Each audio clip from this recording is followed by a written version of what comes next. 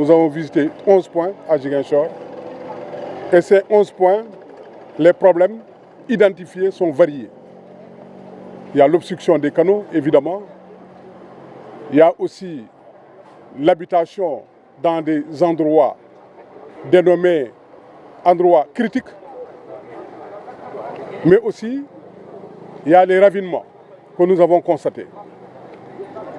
Alors les solutions, généralement, sont des solutions que nous avions faites l'année dernière. Des solutions faites l'année dernière. Parce que le problème le plus saillant, généralement, c'est l'obstruction des canaux. Et là, il y a un trop-plein, bien sûr, qui se déverse dans les habitations. Maintenant, les solutions proposées, généralement, c'est des curages des caniveaux, créer des digues et des diguettes, parfois donc extraver des bassins pour permettre quand même d'avoir un stock, un volume d'eau stockée plus grand. Tout cela sont des solutions conjoncturelles. Des solutions conjoncturelles que nous avons pu apporter dans toutes les régions du Sénégal. Le problème que nous avons ici présentement, c'est le camion qui ramasse les ordures, qui ne passe pas régulièrement. Là, nous n'avons pas où mettre les ordures. Nous n'avons pas où mettre les ordures, c'est ce problème-là qui se pose. Bon, de telle sorte que chaque fois qu'il pleut, c'est de l'autre côté, ils versent leurs ordures en pleine route. Les ordures passent par ici. Et malheureusement, c'est tout qui crée un blocage au niveau du canal. C'est compliqué. Donc il faut qu'on puisse avoir une bagarre ordure ici. Nous sommes en sauvagement entre Belfort et Bocot-Est. Moi, on ne demande que ça. Tout le plan d'assainissement de Ziguinchor, Dindia n'est pas concerné, Djiringon n'est pas concerné, Koboda n'est pas concerné. Et vraiment, nous exhortons vraiment au président de la République de nous venir en aide. Ce canal ne peut pas récupérer de l'eau qui vient des aéroports, des HLM ou autres. Vous avez vu, hein? Donc, avant, dans le passé, il n'y avait pas le mur du Saint-Vulgène. L'eau avait tendance à passer et partir pour rejoindre l'autre canal qui est après la mission. Quand le Saint-Vulgène a construit le mur, le voisin aussi a fermé. Donc vous voyez, l'eau ne pouvait pas passer, l'eau qui devait passer par le Saint-Vulgène et aller de l'autre côté, l'eau est obligée maintenant de rester sur place. Et nos demeures sont affectées. Il y a des cas de noyade, des cas de décès, etc. qui se répètent au fil des années. Qu'on nous fasse des routes avec des petits canaux qui sont orientés vers le Grand Canal pour qu'on, juste après la fin des pluies, que les eaux puissent être évacuées vers le Grand Canal. Et la solution qui consiste à curer le canal, ensuite à le refaire et d'aider les populations pour ces problèmes d'assainissement, nous sommes vraiment contents là-dessus et nous encourageons le ministre à persévérer sur cette voie parce que c'est seulement dans ce sens qu'on peut aider les populations. Surtout ici à Ziguinchor où il y a des pluies de 200 mm, les véritables inondations se passent à ce niveau. Mais nous avons vécu d'intenses moments de communion avec la jeunesse du Sénégal. À Ziguinchor, il y a une leçon de fair play qui a été délivrée à l'ensemble des sportifs sénégalais. Des phases nationales qui se sont bien déroulées et Ziguinchor s'est retrouvé en finale et la Dame Coupe devait aujourd'hui choisir son quartier, je ne dis pas sa région, parce que c'était les équipes de Ziguinchor qui étaient en finale. C'est extrêmement important. Nous tirons aussi un chapeau à la région de Thiès qui a remporté la finale cadette. Dakar n'a pas démérité, le théâtre aussi s'est bien déroulé. Et c'est ça l'objectif de l'ONCAV. Les manifestations sportives accompagnent le développement d'une nation. Et ce qu'on a vu ici avec la mobilisation de l'ensemble des autorités politiques, administratives de Ziguinchor et même de la nation a fini de démontrer que les actes posés par le président Macky Sall, ces actes-là ont été compris par la famille sportive. Ils ont bien joué dans le fair play et la Dame Coupe a choisi d'aller chez mes amis, comment on dit ça, à la Hachou. Bendoula vient de gagner. Ce que papa n'a pas démérité et c'est ça la loi du sport. Donc, monsieur le président de l'ONCAV est à féliciter avec l'ensemble de ses collaborateurs. La fédération, bien évidemment, et je profite de l'occasion pour féliciter nos joueurs du beach soccer qui viennent de gagner au Cap-Vert. Je pense même qu'ils sont revenus. Et ça, c'est extrêmement important. C'est aussi le moment de remercier le ministre des Forces armées qui a voulu mettre l'avion militaire à la disposition du sport sénégalais. C'est ça le Sénégal. Il faudrait que tous les segments du sport se donnent la main pas dans la polémique, mais dans la construction de notre sport.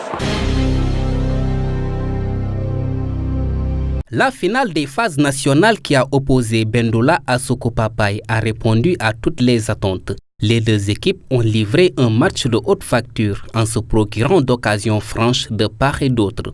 Elles ont fourni un match équilibré durant toute la première période. En seconde partie, les deux finalistes partent sur le même registre en multipliant les assauts. Cependant, il a fallu attendre la 75e minute pour que l'attaquant de Bendoula, Aliou Diatta, sur un exploit personnel, fixe toute la défense avant d'être fauché à l'entrée de la surface de réparation. Un coup franc dangereux tiré et qui heurte la main d'un défenseur. L'arbitre n'hésite pas. Elle siffle un penalty qui sera transformé à la 78e minute par Karim Benbadji, qui met ainsi son compteur à 4 buts. Le match s'emballe. Soko Papaye a mal digéré le penalty, craque et encaisse un second but 2 minutes plus tard. Aliou Diatta double la mise sur une passe en retrait transmise par l'auteur du premier but. Ainsi, Bendoula remporte la 30e édition des phases nationales, une décennie après le sacre de l'AS Stella.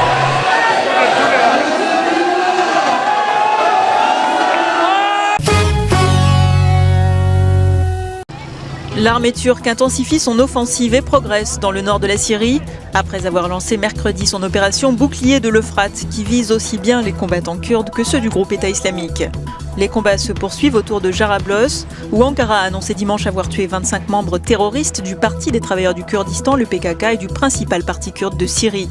Outre les affrontements, des bombardements ont lieu aussi dans le sud de Jarablos, tandis qu'à Manbij, à 40 km de là, la branche militaire des Kurdes de Syrie, le YPG, renforce ses positions face à la menace des rebelles soutenus par la Turquie.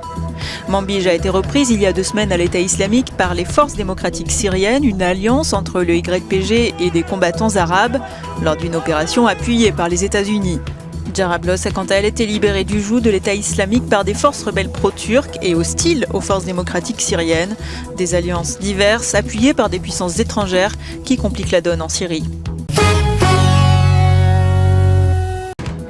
Alors que le Gabon attend mardi le résultat de l'élection présidentielle, le président sortant, Ali Bongo, a déclaré à l'attention de son rival qui a déjà annoncé sa victoire que rien ne sert de courir et qu'il faut partir à point. Un peu plus tôt, Jean Ping s'était réjoui en expliquant avoir gagné et attendre que le président sortant l'appelle pour le féliciter.